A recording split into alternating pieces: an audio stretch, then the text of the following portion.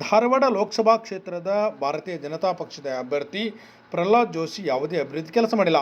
ಅವರನ್ನು ಈ ಸಾರಿ ಬದಲಾವಣೆ ಮಾಡಬೇಕು ಎಂದು ಅಖಿಲ ಭಾರತ ವೀರಶೈವ ಮಹಾಸಭಾದ ಪ್ರಮುಖರಾದ ಈಶ್ವರ್ ಚಂದ್ ಹೊಸಮನಿ ಹಾಗೂ ವೀರ್ನಾ ಯಳಲಿ ಒತ್ತಾಯಿಸಿದರು.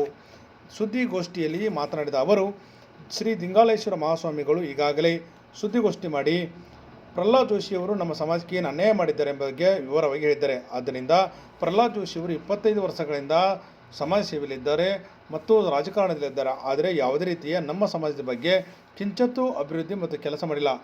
6 ಲಕ್ಷದಷ್ಟು ಜನಸಂಖ್ಯೆ ಇರುವ ನಾವು 25 ವರ್ಷಗಳಿಂದ ಸಾಕಷ್ಟು ಸಮಸ್ಯೆ ನಡೆಸುತ್ತಿದ್ದೇವೆ. ಆದ್ದರಿಂದ ಕೂಡಲೇ ಅವರು ಬದಲಾವಣೆ ಮಾಡಬೇಕೆಂದು ಒತ್ತಾಯಿಸಿದರು.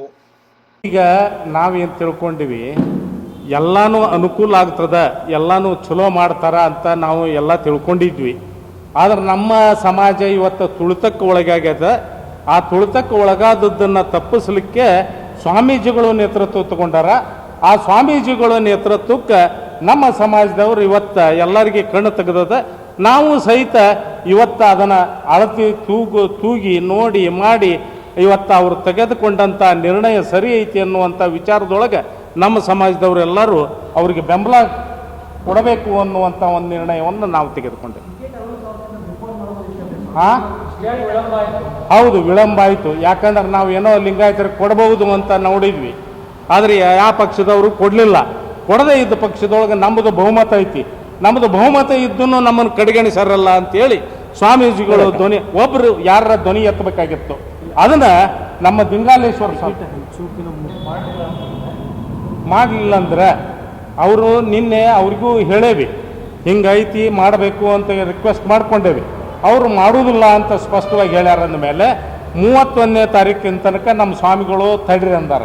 2ನೇ ತಾರೀಕಿಗೆ ನಾವೆಲ್ಲ ಸ್ವಾಮಿಗಳು ಕೂಡ್ಕೊಂಡು ನಿರ್ಣಯ ತಗೊತೇವೆ. ಆ ನಿರ್ಣಯಕ್ಕೆ ನಾವು ಸಹಿತ ಬದ್ಧರದೇವೆ. ಅವ್ರು ಏನೇ ಹೋರಾಟ ಮಾಡಲಿ ಅದರೊಳಗೆ ನಾವು ಭಾಗವಹಿಸ್ತೇವೆ. ಅವ್ರು ಏನು ನಿರ್ಣಯ ತಗೊಂತಾರೋ ಅದಕ್ಕೆ ನಾವು ಭಾಗಿಯಾಗ್ತೇವೆ. ಇಲ್ಲ, ನಾವೇ ಅದನ್ನು ಅನ್ನೋದಿಲ್ಲ. ನಾವು ವೈಯಕ್ತಿಕವಾಗಿ ಇಲ್ಲ, ನಾವು ವೈಯಕ್ತಿಕವಾಗಿ ಇಲ್ಲಿ ತಗೋದು. ಆ ಸಮೂಹ ಸುಮಾರು 5 ಲಕ್ಷದಿಂದ 6 ಲಕ್ಷ ಇರತಕ್ಕಂಥ ಒಂದು ಜನಸಮೂಹ ಸುಮಾರು 20-25 ವರ್ಷಗಳಿಂದ ಸಮಾಜದ ಮುಖಿಯಾಗಿ ಎಂಥ ಕೆಲಸ ಕಾರ್ಯಗಳನ್ನ ಮಾಡಿದಾಗೂ ಕೂಡ ಅವರಿಗೆ ಯಾವುದೇ ಅವಕಾಶಗಳು ದೊರಕ್ತಾ ಇಲ್ಲ. ಇಲ್ಲಿ ನಾನು ನಿಮಗೆ ಕೇಳಿಕೊಳ್ಳೋದಿಷ್ಟೇ, ನಾವು ವೀರಶೈವ ಲಿಂಗಾಯತ ಮಹಾಸಭೆಯನ್ನು ಅಖಿಲ ಭಾರತದಲ್ಲಿ ಹುಟ್ಟುಹಾಕಿ ರಾಜ್ಯ ಘಟಕ, ಜಿಲ್ಲಾ ಘಟಕ ಅಂತ ಹೇಳಿ ವಿಂಗಡಣೆ ಮಾಡಿಕೊಂಡು ಪ್ರತಿಶತ ಕರ್ನಾಟಕದಲ್ಲಿ 45% ಇರತಕ್ಕಂಥ ಜನಸಂಖ್ಯೆ ಲಿಂಗಾಯತ ವೀರಶೈವ ಜನಸಂಖ್ಯೆ, ಇಲ್ಲಿ ಎಲ್ಲ ಪಂಗಡಗಳು ಸೇರಿ ನಾವು ಒಂದೇ ಅಂಥೇಳಿ ನಾವು ಭಾವನೆ ಮಾಡ್ಕೊಂಡಿದ್ದೇವೆ, ತಿಳ್ಕೊಂಡಿದ್ದೇವೆ. ಆ ನಿಟ್ಟಿನಲ್ಲಿ ಕೂಡ ನಾವು ಕೆಲಸ ಕಾರ್ಯವನ್ನು ಮಾಡ್ತಾಯಿದ್ದೇವೆ. ಇಲ್ಲಿ ಧಾರವಾಡ ಜಿಲ್ಲೆಯಲ್ಲಿ ಘೋಷಣೆ ಆಗ್ತಕ್ಕಂಥ ಮುಂದೆ ಬರ್ತಕ್ಕಂಥ ಒಂದು ಲೋಕಸಭಾ ಚುನಾವಣೆ, ಈ ಲೋಕಸಭಾ ಚುನಾವಣೆಗೆ ಸುಮಾರು ವರ್ಷಗಳಿಂದ VRL ಅಧ್ಯಕ್ಷರಂಥ ಸಂಕೇಶ್ವರ್ ಸಾಹೇಬರು ನಿವೃತ್ತಿಯನ್ನು ಹೊಂದಿದ ನಂತರ, ತಾವಾಗಿ ಬಿಟ್ಟುಕೊಟ್ಟು ನಿವೃತ್ತಿಯನ್ನು ಹೊಂದಿದ ನಂತರ ಆ ಜಾಗವನ್ನು ತುಂಬಲಿಕ್ಕೆ ಯಾವುದೇ ಒಬ್ಬ ಸದೃಢವಂತ ಲಿಂಗಾಯತ ವ್ಯಕ್ತಿಯನ್ನು ಗುರುತಿಸಿ ಅವರಿಗೆ ಅವಕಾಶವನ್ನು ಕೊಟ್ಟಿಲ್ಲ. ಇದು ಸಮಾಜದ ಒಂದು ಪ್ರಮುಖವಾದಂಥ ಒಂದು ಕಳಕಳಿ. ಈ ಕಳಕಳಿ ಮೂಲಕ ನಾವು ಏನು ಕೇಳ್ತೀವತ್ತಂದರೆ, ನಮ್ಮ ಲಿಂಗಾಯತ ಸಮುದಾಯದಲ್ಲಿರ್ತಕ್ಕಂಥ ಘಟಾನುಘಟಿಗಳ ವ್ಯಕ್ತಿಗಳಿದ್ದಾರೆ, ತಮಗೂ ಗೊತ್ತಿದೆ. ಎಲ್ಲ ರೀತಿಯಿಂದಲೂ ಕೂಡ ಸದೃಢವಂಥ ವ್ಯಕ್ತಿಗಳಿದ್ದಾರೆ, ಅವರಿಗೆ ಅವಕಾಶ ಕೊಡ್ರಿ ಅನ್ನುವಂಥದ್ದು ನಮ್ಮ ಬೇಡಿಕೆ.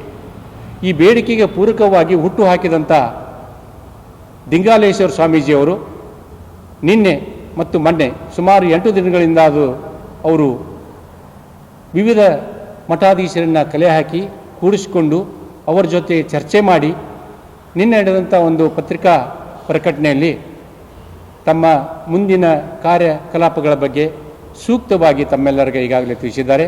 ಅದು ಪತ್ರಿಕಾ ಮಾಧ್ಯಮದಲ್ಲಿಯೂ ಕೂಡ ಈಗಾಗಲೇ ಪ್ರಕಟವಾಗಿದೆ. ಅದಕ್ಕೆ ಪೂರಕವಾಗಿ ನಾವು ಅವರಿಗೆ ಸಹಾಯ ಮಾಡಲಿಕ್ಕೆ, ಸಪೋರ್ಟ್ ಮಾಡಲಿಕ್ಕೆ, ಅವರು ಬೆಂಬಲವಾಗಿ ನಾವು ನಿಂತು ವೀರಶೈವ ಮಹಾಸಭಾದ ಒಂದು ದನಿಯನ್ನು ಅವರ ದನಿಗೆ ನಾವು ಜೋಡಿಸಿ ಈ ನಿಟ್ಟಿನಲ್ಲಿ ನಾವು ಕೂಡ ಅವರ ಜೊತೆಗೆ ಕೈ ಸೇರಿಸಿ ಇಲ್ಲಿ ಧಾರವಾಡ ಜಿಲ್ಲೆಯಲ್ಲಿ ಘೋಷಣೆ ಆಗ್ತಕ್ಕಂಥ ಒಂದು ಲೋಕಸಭಾ ಚುನಾವಣೆ ಕ್ಷೇತ್ರದ ಅಭ್ಯರ್ಥಿ ಲಿಂಗಾಯತರಾಗಬೇಕು ಅನ್ನೋದು ನಮ್ಮ ಪ್ರಮುಖವಾದಂಥ ಒಂದು ಬೇಡಿಕೆ. ಇದಕ್ಕೆ ಪೂರಕವಾಗಿ ಎಲ್ಲ ರೀತಿಯ ವ್ಯವಸ್ಥೆಯನ್ನು ನಾವು ಈಗಾಗಲೇ ಮಾಡ್ತಾ ಇದ್ದೇವೆ. ಇದಕ್ಕೆ ಪೂರಕವಾಗಿ ನಾವು ಹೈಕಮಾಂಡ್, ನಾವು ಜಾತಿ ಧರ್ಮ ಪಂಥ ಅಂತ ಹೋಗ್ತಾ ಇಲ್ಲ, ಯಾವುದೇ ಪಾರ್ಟಿ ಪಂಗಡ ಅಂತೂ ಕೂಡ ಹೋಗ್ತಾ ಇಲ್ಲ. ಲಿಂಗಾಯತ ಅಭಿವೃದ್ಧಿಯನ್ನು ಮಾಡ್ತಕ್ಕಂಥ, ಲಿಂಗಾಯತರ ಬಗ್ಗೆ ಸಹನೆ ಇದ್ದಂಥ, ಲಿಂಗಾಯತರ ಶ್ರೇಯೋಭಿವೃದ್ಧಿಯನ್ನು ಮಾಡ್ತಕ್ಕಂಥ ವ್ಯಕ್ತಿಗಳು ಇಲ್ಲಿ ಬರಬೇಕು ಅನ್ನೋದು.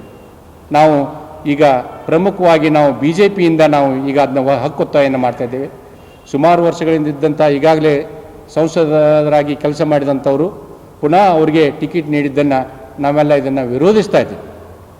ವಿರೋಧಿಸುವುದಷ್ಟೇ ಅಲ್ಲ, ಆ ನಿಟ್ಟಿನಲ್ಲಿ ಒಂದು ಹೆಜ್ಜೆ ಮುಂದೆ ಹೋಗಿ ಅದಕ್ಕೆ ನಮ್ಮ ಹಿರಿಯರ ಒಂದು ಮಾರ್ಗದರ್ಶನದಲ್ಲಿ, ಎಲ್ಲ ಸ್ವಾಮೀಜಿಗಳ ಒಂದು ಮಾರ್ಗದರ್ಶನದಲ್ಲಿ, ಅವರ ಸಹಕಾರದಲ್ಲಿ ಮುಂದಿನ ಹೆಜ್ಜೆಯನ್ನು ಏನು ಇಡಬೇಕು ಅನ್ನೋದನ್ನು ಕೂಡ ಮುಂದೆ 31ನೇ ತಾರೀಕಿನ ನಂತರ ನಾವೆಲ್ಲ ಸೇರಿ ತೀರ್ಮಾನವನ್ನು ಮಾಡ್ತೀವಿ.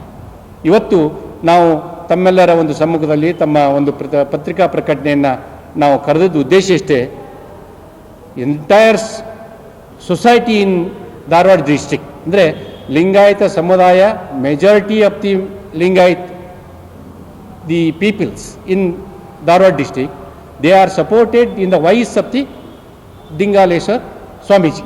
ಅಂದರೆ ಲಿಂಗಾಯತ ಎಂಟೈರ್ ಸಮಾಜವು ಕೂಡ ಇವತ್ತು ತೆರೆಮರೆಯಲ್ಲಿ ಅಷ್ಟೇ ಇಲ್ಲ, ಮುಂದಿನ ದಿನಗಳಲ್ಲಿ ಬೀದಿಗಳಲ್ಲಿ ಬಂದು ಕೂಡ ತಮ್ಮ ಮುಂದೆ ಕೂಡ ಬಂದು ಅವರು ನಮ್ಮ ಹಕ್ಕನ್ನು ನಾವು ಹಕ್ಕೊತ್ತಾಯವನ್ನು ನಾವಿಲ್ಲಿ ಮಾಡಲಿಕ್ಕೆ ಬಯಸ್ತೇವೆ.